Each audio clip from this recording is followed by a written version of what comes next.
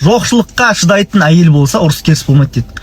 Мынаны кавычкаға еркек айтып жатыр, қандай жоқшылықты айтып жатсың, мен саған прямой айтайыншы, қандай жоқшылықты айтып жатсың. То, что ты пятую точку не поднимаешь, деньги не зарабатываешь и надеешься, что кто-то с небес упадет и тебе деньги даст, соны айтып тұрсың ғой жоқшылық деп.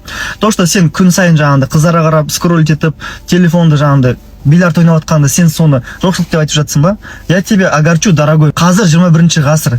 Баяғыдай там дефолт немесе ақша құнсызданып деген сондай болған жоқ. Ондай болмайды. Соответственно, сенде қазір масса возможностей зарабатывать деньги. Мен саған миллионер бол деп айтқан жоқпын. Просто күнде ана сумканы аш, курьер.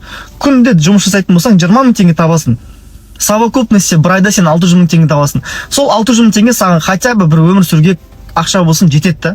Сен соны жасамайсың. Сен бәрін надеешься, что әйелің саған қазір шыдайды, әйелің түсінеді, әйелің бір ай шыдайды, 2 ай шыдайды, 1 жыл шыдайды, 2 жыл шыдайды. Сен әйелдің денсаулығын аясай, ертең ода былай айтқан кезде психикасы нестабильный болады, потому что финансы нестабильный үйде әйелде всегда тревожный расстройство болады, психологическое расстройство болады, өзінің денсаулығымен проблема болады. Она копит на тебя обиды, то, что сен ақша таппайсың, жауапкершілік ала алмайсың, еркек бола алмайсың, соответственно, низ животамен проблема болады, гормональный сбой болады, климакс ерте пайда болады, циклдар тоқтап қалады. Осының бәрі последствия того, что сен просто жоқшылықта шыдайтын әйел деп ойлап. На самом деле сен просто толықтай жауапкершілік алмағансың, бәрін жоқшылыққа итере саласың. Жоқшылық в каком смысле? Для тебя что жоқшылық? Ақша жоқ па, жұмыс жасамау ма, немесе кто-то саған біреу дядя обещал, что ты на работу устроит. Что для тебя жоқшылық? Қазір 21 ғасыр, любой тема можно сделать. 3 ай зерттейтін болсаң, любой затты 3 ай, сен мықты эксперт боласың. Даже сатып алмай қой, ютубты зерттеші, ютуб каналды. Сол жерден ақша тапсам болады. Просто включать надо мозги